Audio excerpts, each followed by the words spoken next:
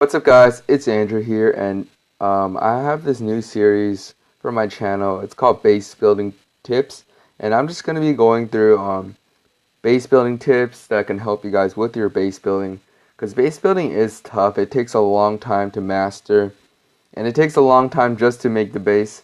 So I hope these basic rules help you create your own base. So today we're going to be first talking about the Archer Queen Chamber and the double giant bomb spot. So first with the Archer Queen Chamber, there's two types. There's one type which I use most of the time, and it's a one layer Archer Queen Chamber, and there's another type, the two layer Archer Queen Chamber, and uh, I usually use the one layer one just because this saves a little bit more walls, but I see people using the two-layer one, and it works just as well. It just depends on how big you want the base and how much compartments you want.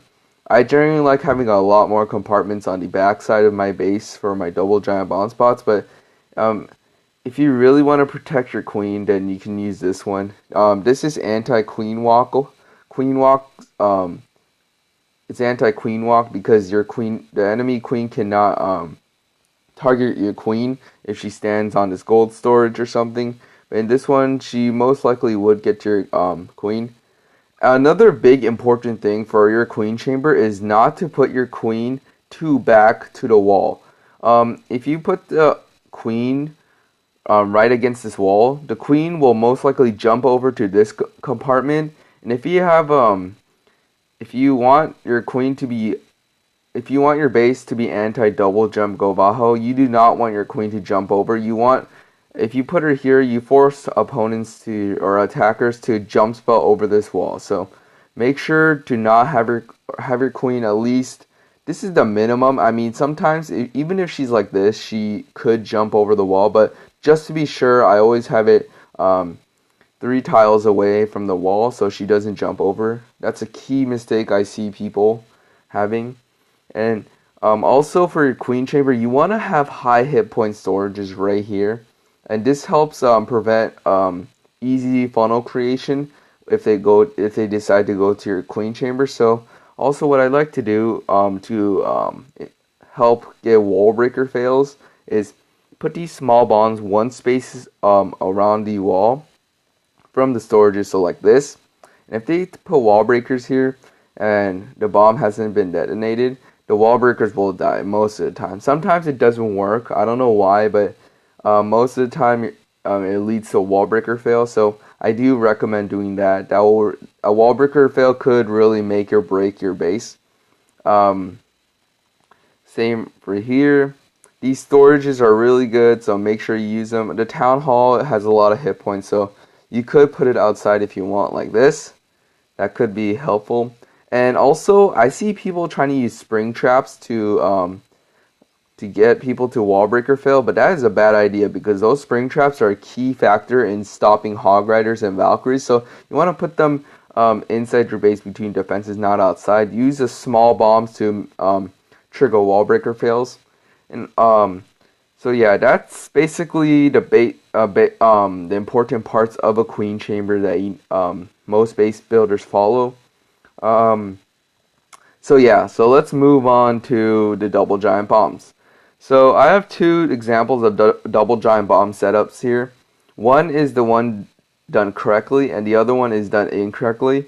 So if you really think about it, the hog riders path from defense to defense. So you want to put the double giant bombs next to defenses, but you do not want defenses in front of it, because let's say you do it like this, then the hog riders go from this wizard tower into this air defense, right? But this double giant bomb this single bomb will be triggered, and your double giant bomb will not work. On the other hand, if you set it up like this, the hog riders will path from this air defense, from this expo to this air defense, right, stepping into that double giant bomb, and that will result in some bacon.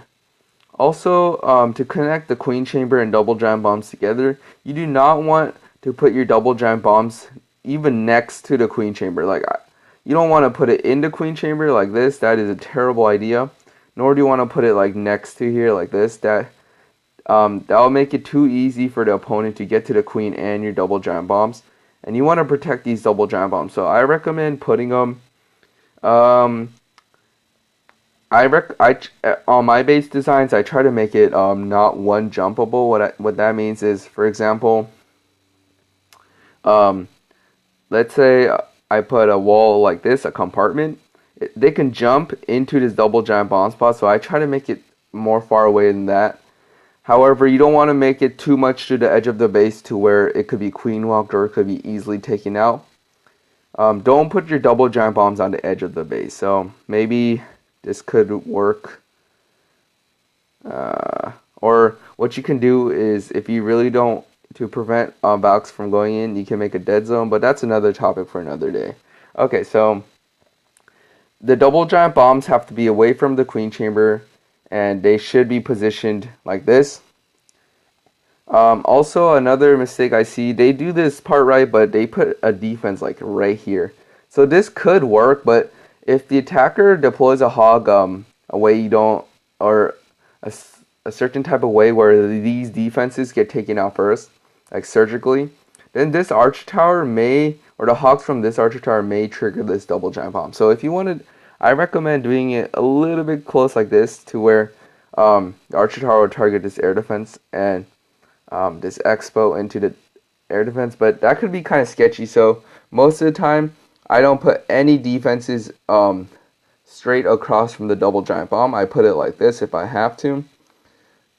And also, before you want the hogs to step in your double giant bomb, but you want a lot of hogs there. So you want to put multiple defenses like this going into the double giant bomb. So when they surgical, they put like 9 hogs on these 3 defenses, and they all go into the double giant bomb. Also, another way I like to set up double giant bombs that can be kind of sneaky is through a Tesla and a builder hut. So let me get a builder hut. You can move these up. But there, this double giant bomb style is a bit sneaky because if they don't think there's a Tesla there, they wouldn't think it's a double giant bomb spot, and you could just surprise them. Or you can do it 2 Teslas. That's even more sneaky, like this. So yeah, that's how I like to set up my double giant bombs, and they work most of the time. I mean, you can't expect them to trigger both at once if they deploy the hogs weird. I mean, it could happen, but I hope these tips helped you build your better base. And I'll see you guys later with another video. I'll see you guys later. Peace.